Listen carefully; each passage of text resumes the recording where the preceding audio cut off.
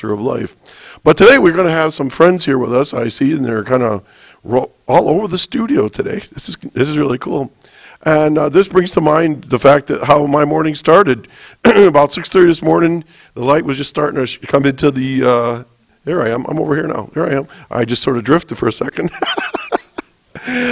This morning, it was kind of foggy and the sun was just starting to break through, and I heard a little noise in the other room, and my wife jumped up, let our new dog, Max, the bearded collie, out.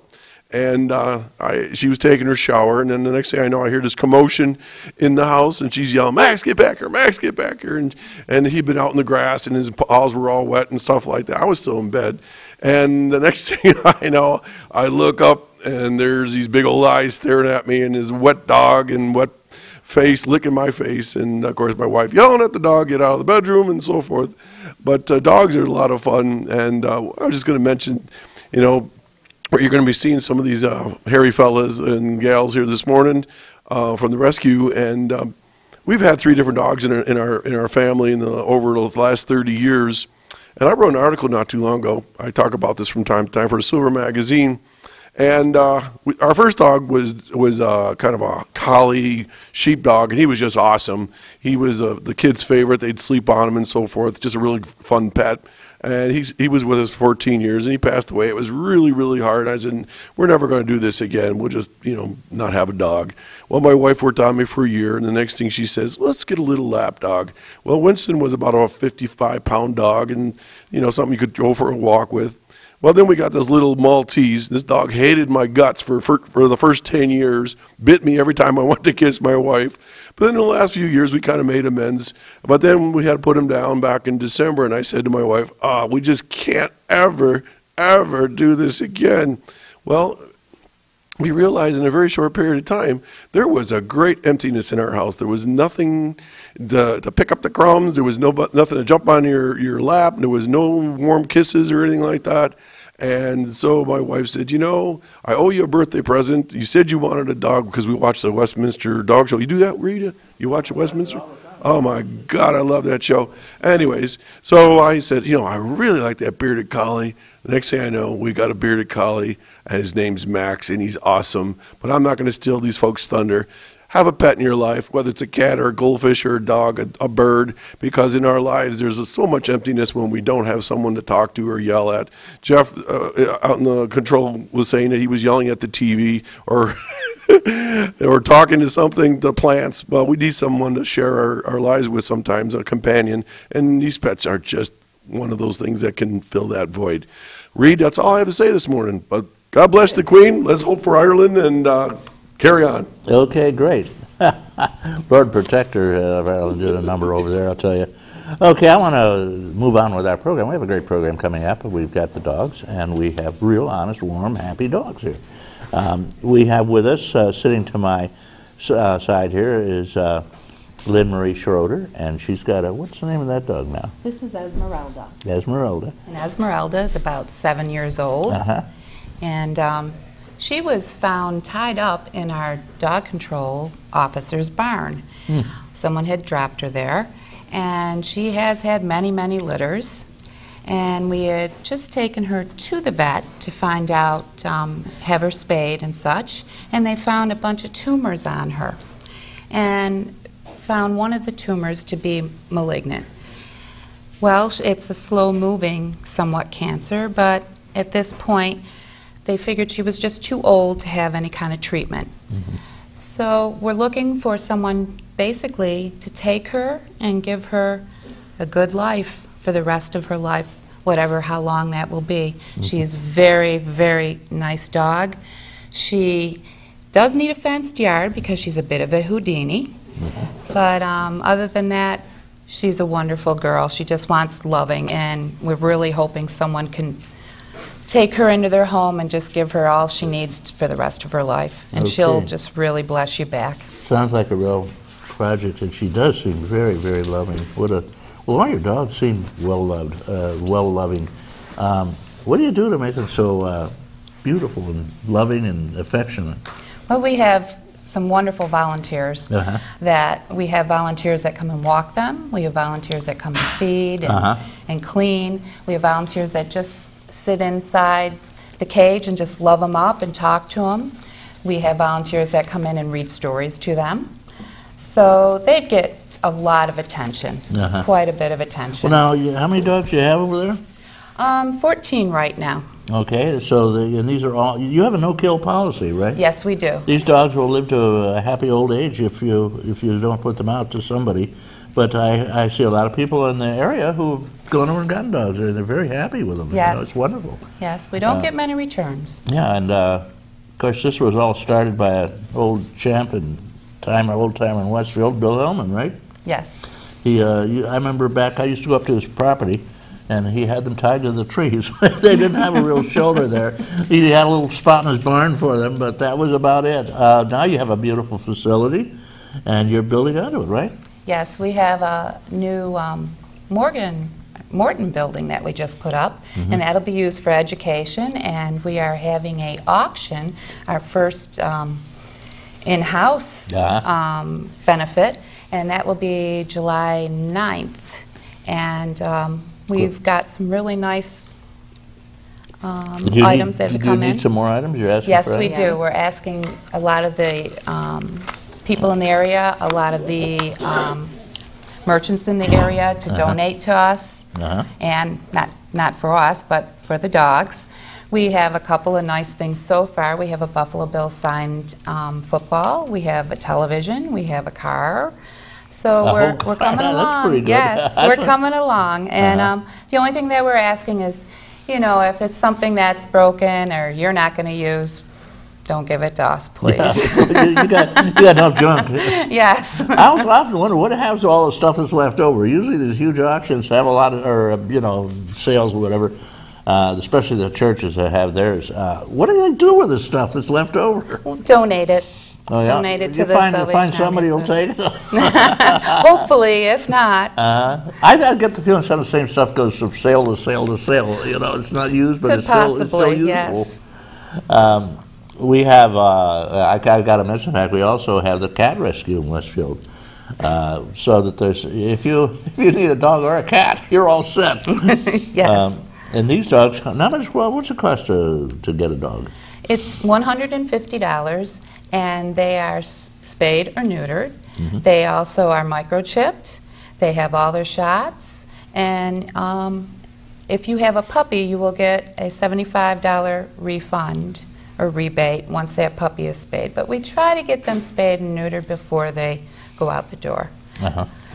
So everything is taken care of. I mean, once you take we even give you a bag of food and instructions and CDs and all kinds of goodies to help you out with any questions. And of course, you can call any of the volunteers anytime that you need help. Well, a dog is certainly a wonderful companion, especially for somebody who lives alone. It's terrific to have a nice big dog there. Definitely. I had a friend who lived in New York, and he had trained his kids whenever somebody knocked at the door, they all bark like dogs inside. So it sounds like there's a menagerie inside. May I say one thing? Yeah. We are going to waive the fee for Esmeralda if someone adopts her. Okay, because Esmeralda has really special needs. Yes, she does. And I don't know, she's so gentle and tame too. I hope somebody picks her up. This is Mo, incidentally. Mo Ferrari, right? Feree. Feree. Feree. Feree. Doesn't look like that. Feree, okay. Mo, how long have you been over there? Oh, maybe 10 years. That's a while. Yes, yeah. And what do you do? What's your job over there? Well, I work Friday evenings, and I do the thank you notes for the shelter. Okay. When people donate, we are very grateful, and so we thank them. I think that probably it must be very satisfying to work with animals. It's like I see so many people want to become vets for that reason. They have an opportunity. Who's that little guy there?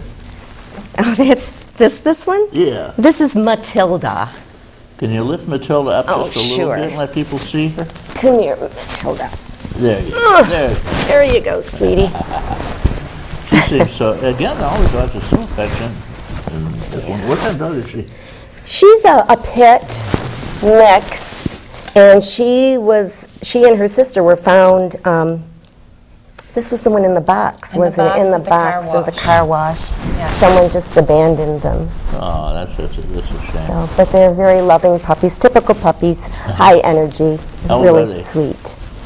Few months, aren't they? Yes, about 2.5 months. 2.5 months. Yes, and very, very smart. I've noticed that she likes to take everything in. She's very good at that. Well, I'll tell you, it's how does somebody get a dog? Do you have to sign a special thing, an adoption agreement or a contract like you do with cats? And I lie on mine. I tell them they're going to be indoor cats. I let them out anyway, occasionally. It's in their nature, I think. Yeah. We have a application procedure. You could come in, you could do it online, and then we, check your references and such, and make sure that the dog will fit you as you will fit the dog. Of course, we don't want to give a very high energy dog to a senior citizen, or children that have a lot of energy, an older dog. So, and if we have one that is, a runner or an escape artist like our girl here, we want someone with a fenced yard. So we try to place the dogs with someone that's going to be good for them, and vice versa. How does an older get out? She can climb fences. Oh, really? Yes, Oh, believe it or good. not, as big as she is. Oh, I believe it. I believe it. I had a cat who could climb ladders. Yeah, he'd go up a ladder. And we used to live across the street from the Oaks, which is an apartment house in Westfield. And they have a fire escape that goes straight up and down. And I saw him climb up there one time and stop at a window where they fed him, because he didn't really have a home. So we adopted him. He was 10 years old when we adopted him.